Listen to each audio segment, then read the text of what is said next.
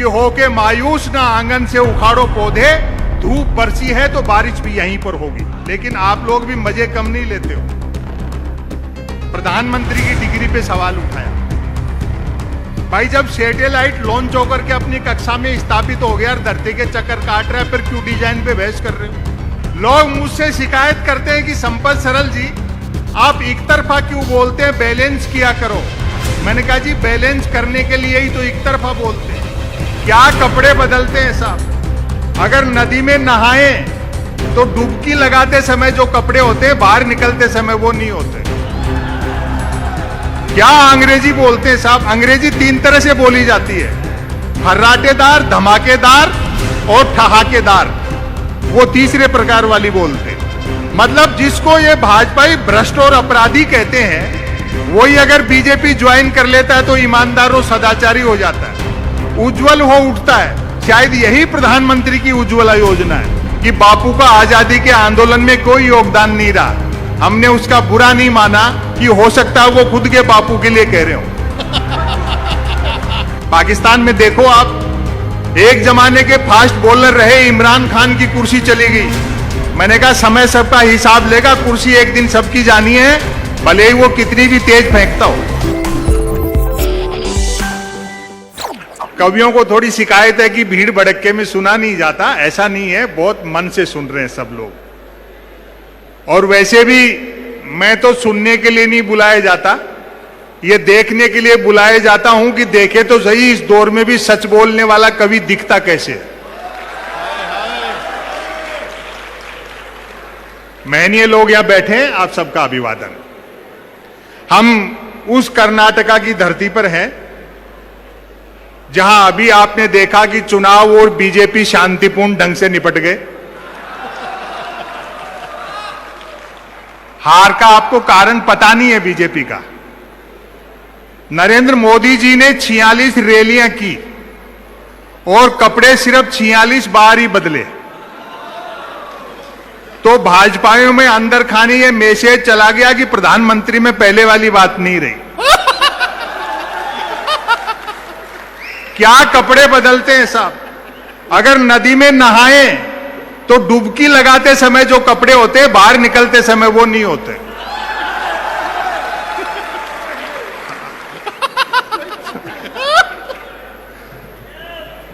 लोग कहते हैं कि साहब पार्लियामेंट तो पार्लियामेंट, लाल किले से भी झूठ बोला जा रहा है। मुश्ताक अहमद यूसुफी साहब एक बड़े हास्यव्यंग के लेखक हुए उर्दू के, उनका एक जुमला है कि बोलने वाला और सुनने वाला दोनों ये जानते हो कि ये झूठ है तो ये गुनाह नहीं है। जब सब लोग जान ही रहे हैं समय की अपनी सीमाएं हैं, मेरे ख्याल से मीडिया के लोग तो नहीं होंगे यहां। हाँ कोई बात नहीं। हाँ। देश के जैसे हालात हैं, उस हालात में बड़ी चुनौतियां हैं, लेकिन राहुल गांधी जी की भारत जोड़ो यात्रा ने गेंद को डी में पहुंचा दिया है। 2024 तक जुड़ेगा भारत और जीतेगा इंडिया।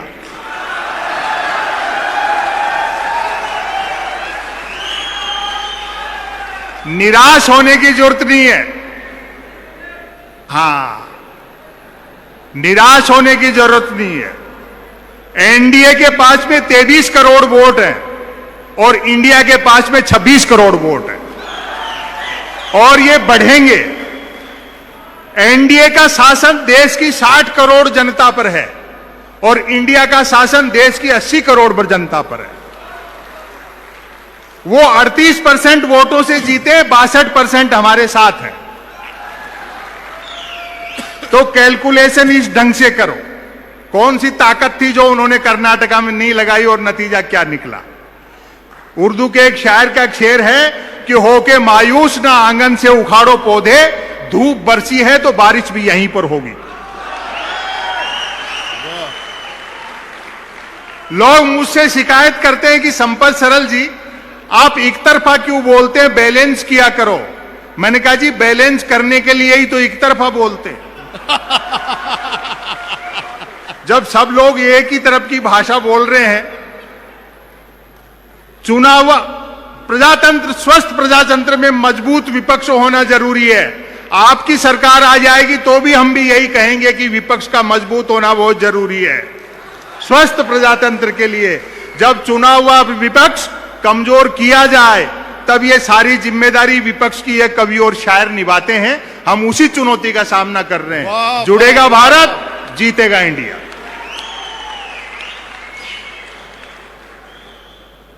लेकिन आप लोग भी मजे कम नहीं लेते हो। प्रधानमंत्री की डिग्री पे सवाल उठाया।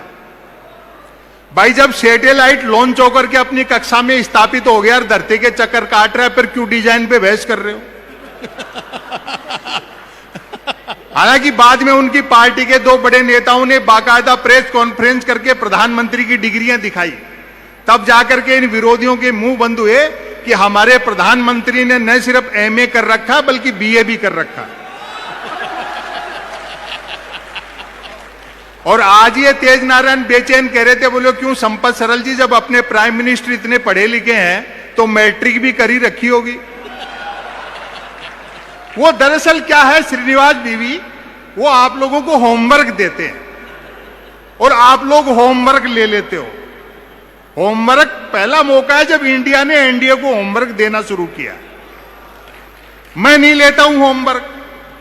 अब जैसे इंडिया का जो गठन हुआ तो दो भक्त टकरा गए। भक्त मिलते नहीं है, टकराते हैं। हाँ, दोनों उतने पढ़े लिखे थे जितने भक्त पढ़े लिखे होते हैं। एक ने 2 साल में मैट्रिक कर रखी थी, दूसरा उससे डबल पढ़ा लिखा था, उसने 4 साल लगाए थे।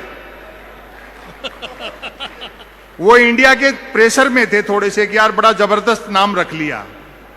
बोलो संपत सरल जी 2024 में इंडिया या एनडीए? होमवर्क नहीं लेता हूं मैं, अब मेरे जवाब सुनना। बोलो 2024 में इंडिया या एनडीए? मैंने कहा भैया मुझे पॉलिटिक्स उतनी ही आती है जितनी मोदी जी को अंग्रेजी आती है। क्या अंग्रेजी बोलते हैं साहब? अंग्रेजी 3 तरह से बोली जाती है, फर्राटेदार, धमाकेदार और ठहाकेदार। वो तीसरे प्रकार वाली बोलते हैं। हंसी छूटती है। ये दिन भी इस देश को देखने थे। मीडिया से लेकर के बड़ी शिकायतें हैं। होमवर्क मत लो। मेरी इमेज ऐसी बना दी जैसे मैं मोदी जी का विरोधी हूं, जबकि कवियों का व्यंग करूंगा तो काम है सत्ताओं से सवाल पूछना। मैं तो अगर झूठ से भी ये कह दूं कि प्रधानमंत्री 2019 में विकास के दम पे जीते हैं तो भक्त लोग जूता निकालते हैं कि शर्म नहीं आती प्रधानमंत्री के बारे में झूठ बोलते हुए।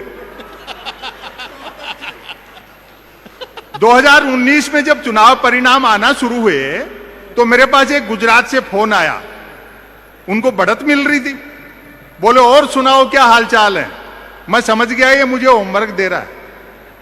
और सुनाओ क्या हालचाल है? मैंने कहा जी हालचाल ठीक है और सुनाने का पैसा लेते हैं। बोले फिर जीत रहे मोदी जी। मैं कहा अच्छा हमको भी नया नहीं लिखना पड़ेगा। तो इनसे होमवर्क मत ले। अभी एक इनकम टैक्स के अधिकारी का फोन आया, सच्ची घटना है। बोलो संपत सरल जी मोदी सरकार के खिलाफ इतना तीखा बोलते हो, किसी दिन छापा वापा वाले भिजवा देंगे। मैंने कहा जी कि हिंदी लेखक के घर में लाइब्रेरी में गबन के नाम पर प्रेमचंद के गबन उपन्यास के अलावा क्या मिलेगा? वाह वाह वाह वाह। और अगली जो बात मैंने कही, फिर भी मैंने कहा ऊपर के दबाव में जबरदस्ती फंसाओगे तो हम भी बीजेपी ज्वाइन कर लेंगे। मतलब जिसको ये भाजपाई भ्रष्ट और अपराधी कहते हैं वही अगर बीजेपी ज्वाइन कर लेता है तो ईमानदार और सदाचारी हो जाता है, उज्जवल हो उठता है। शायद यही प्रधानमंत्री की उज्ज्वला योजना है। तो आप लोग होमवर्क मत लिया करो, समय की अपनी सीमाएं हैं। एक रचना मैं आपको सुनाता हूं, 2 लघु कथाएं। यहां मध्य प्रदेश के लोग भी आए हैं। मध्य प्रदेश में चुनाव है। आपको मैं व्यापम बताता हूं क्या है, अपने प्रदेश में जाके बताना। नहीं अब तो पटवारी बताओ। वो पटवारी भी व्यापम में ही शामिल है। आवेदन एक ने किया, परीक्षा में दूसरा बैठा, इंटरव्यू तीसरे ने फेस किया, नौकरी मिली चौथे को और करता रहा 5वां। वेतन छठे ने उठाया और पेंशन हुई 7वें की। अब आपकी तालियां उठेंगी, जबकि 7वें की डेथ तभी हो गई थी जब पहले ने अप्लाई किया था।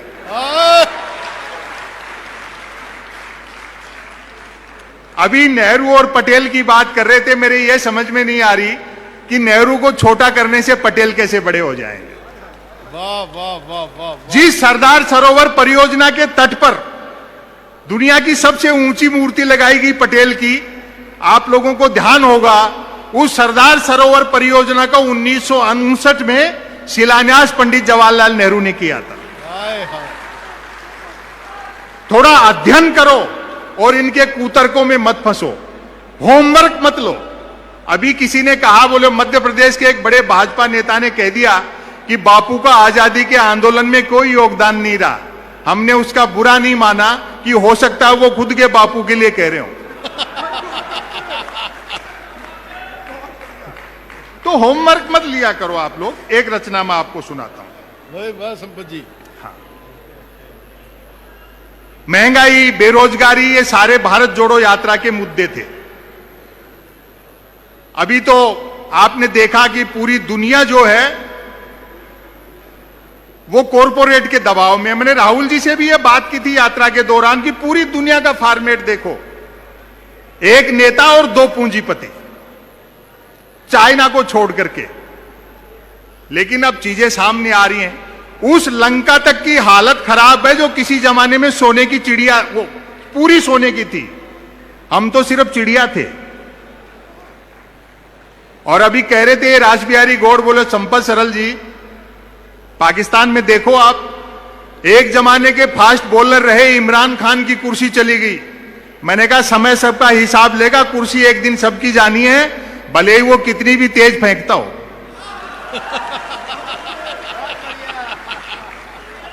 तो ऐसे दौर में मैं एक रचना आपको सुनाता हूं, दो लघु कथाएं सुना देता हूं, सुनिए। 10 साल से कैसेट बज रहा है, वो आपने देखा। डीजल पेट्रोल हमारे हाथ में नहीं है, रुपया अंतर्राष्ट्रीय कारणों से गिर रहा है, महंगाई बेरोजगारी के लिए कांग्रेस जिम्मेदार है, बाकी सारी समस्याएं नेहरू छोड़ गए, फिर भी कोई दिक्कत हो तो पाकिस्तान चले जाओ। वो दरअसल आपको होमवर्क देना चाहते हैं, तो होमवर्क में मत फंसा करो। देश की वर्तमान परिस्थितियां आप देखिए, मणिपुर जल रहा है और संसद में बात ईस्ट इंडिया कंपनी की हो रही है, कुतर्क किए जाते हैं। धर्मवीर भारती का एक नाटक था अंधा युग, उसमें एक सीन है, वो सुना करके मैं दो लघु कथाएं, एक छोटी रचना आपको सुनाऊंगा।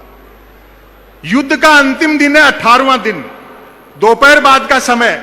धृतराष्ट्र और गांधारी महल में बैठे हैं और संजय का इंतजार कर रहे हैं कि वो आए तो सूचना मिले, खबर मिले कि दुर्योधन मारा गया या जीवित है।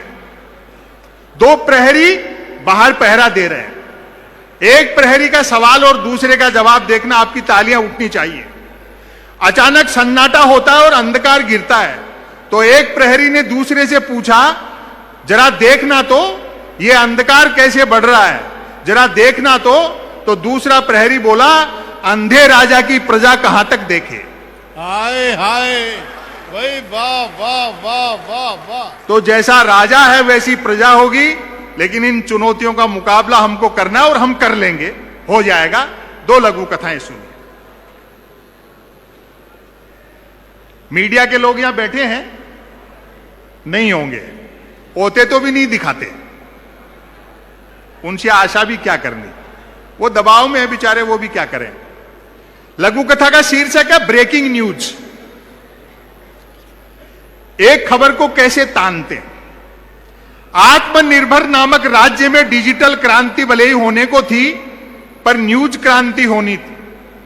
न्यूज चैनल खबरें तलाशते नहीं, गढ़ते थे और देते नहीं, फैलाते थे। ब्रेकिंग न्यूज की तो मारामारी रहती थी। अब कथा यहां से शुरू होती है। एक दिन जो ही राजा नहाकर स्नान घर से निकला, त्यों ही एक न्यूज चैनल ने ब्रेकिंग न्यूज दागी, राजा नहाया। दूसरे न्यूज चैनल ने खुशी जाहिर की, राजा आज भी नहाया। तीसरे न्यूज चैनल ने अटकलें लगाई, राजा क्यों नहाया। चौथे न्यूज चैनल ने नई जानकारी दी, राजा पहली बार नहाया। 5वें न्यूज चैनल ने आत्मनिर्भरता की पुष्टि की, राजा खुद नहाया। और अब की आपकी तालियां उठेंगी। 6ठे न्यूज चैनल ने रहस्योद्घाटन किया, राजा पानी से नहाया। 7वें न्यूज चैनल ने ब्रेकिंग न्यूज में गर्मी भरी, राजा गर्म पानी से नहाया। 8वें न्यूज चैनल ने स्थिति और साफ की, राजा साफ पानी से नहाया। 9वें न्यूज चैनल ने गुप्त जानकारी दी, राजा स्नान घर से नहाया। और अंतिम है 10वें न्यूज चैनल ने राहत भरी ब्रेकिंग न्यूज चलाई, राजा आज तो नहाया। ऐसी एक लघु कथा सोशल मीडिया पे बड़ी चलती है, आप लोग सुनते भी हो। इस कथा पर मैंने एक पूरा नाटक भी लिखा है जो थोड़े दिन बाद सामने आएगा। शीर्षक देखें, तमाशेबाज राजा। तमाशेबाज राजा, ध्यान से सुना, बहुत अच्छा सुन रहे हैं। अच्छा है। राजा छटा हुआ तमाशेबाज था। वह अपनी प्रजा के मनोविज्ञान से अवगत था कि अमीर गरीब ज्ञानी अज्ञानी कोई हो, सब तमाशा घुस के देखते हैं। उसे पता था कि तमाशेबाजी से एक बार प्रजा के सम्मोहित होते ही राजा प्रजा में सदा के लिए ऐसी ट्यूनिंग बन जाती है कि राजा सिर पीटने की बात भी कहे तो प्रजा तालियां पीटने लगती है। हाय हाय हाय हाय हाय हाय। राजा ने सुशासन के लिए तमाशाई शैली अपनाई। राजा प्रजा ने साफ पानी के लिए आवाज उठाई, राजा ने बहती नदी पर हवाई जहाज तैरा दिया। खाली हाथों ने काम मांगा, राजा अपने हाथ पीछे बांध रस्सी से लटकी जलेबियां खाने को उछलने लगा। बस्ती में आग लग गई, राजा ने आग लगे गोल चक्कर में से आर पार कूदना शुरू कर दिया। प्रजा ने मुद्रास्फीति और मुद्रा अवमूल्यन की ओर ध्यान देने को कहा, राजा गुफा में मुद्रा ध्यान की मुद्रा बनाकर बैठ गया। नागरिक बोले यातायात के साधन मुहैया कराओ, राजा मौत के कुएं में मोटरसाइकिल चलाने लगा। जनता ने स्कूल और अस्पताल के लिए आंदोलन किया, राजा ने पड़ोसी राज्य के आक्रमण का डर दिखाकर खाली बोतल में रख रख कर रॉकेट छोड़ने शुरू कर दिए। प्रजा काम की बात पूछती, राजा मन की बात करने लगता। हाय हाय। और अंतिम देखना, आपने इस चीज नोट भी की होगी, देखे जो हो तमाम तमाशेबाजी के बावजूद राजा को यह एहसास जरूर था कि तमाशेबाजी की अपनी खूबी है तो खामी भी है। खूबी यह है कि तमाशा दिखाने से प्रजा मूल मुद्दा भूल जाती है, और खामी यह है कि हर बार नया दिखाना पड़ता है। वाह वाह वाह वाह वाह वाह वाह। ऐसा कोई तमाशा नहीं है जो मोदी जी ने रिपीट किया हो। अभी तेज नारायण बेचैन कह रहे थे, बोले यार ऐसा कौन सा तमाशा बाकी रह गया जो उन्होंने नहीं किया। मैंने कहा सिर्फ एक बचा है, ऐसे जूते नहीं पहने जिनमें लाइट जलती हो और वो चू चू बोलते हो।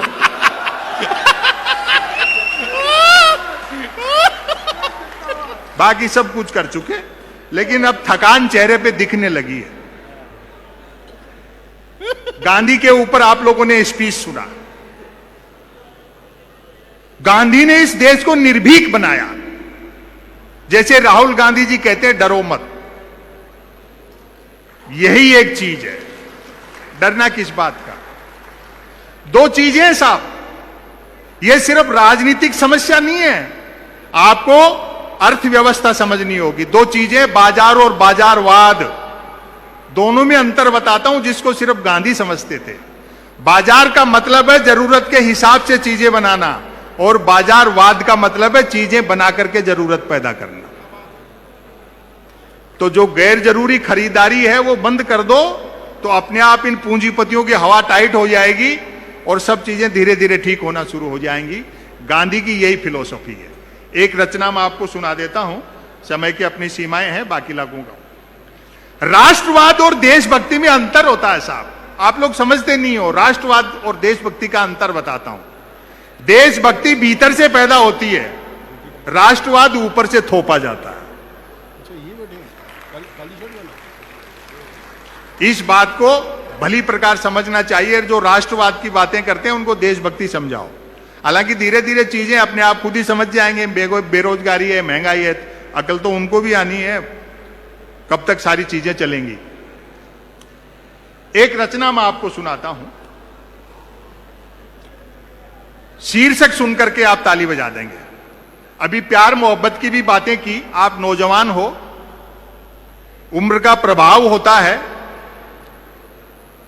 किस रास्ते पर जाना है और आपके हथियार कैसे होने चाहिए, आपके साधन कैसे होने चाहिए साध्य तक पहुंचने के लिए, वो सब चीजें भी एक बारीक पतरी डोरी पर चलने वाली उम्र है ये। एक जमाना था जब मैं भी प्यार प्रेम की कविताएं लिखता था, जब तक अक्ल दाढ़ नहीं निकली थी। उबासी के बहाने भी किसी लड़की के दांत दिख जाते तो मैं 5-7 गजलें लिख मारता था, भले ही वो उबासी मुझको देख करके ले रही होती थी।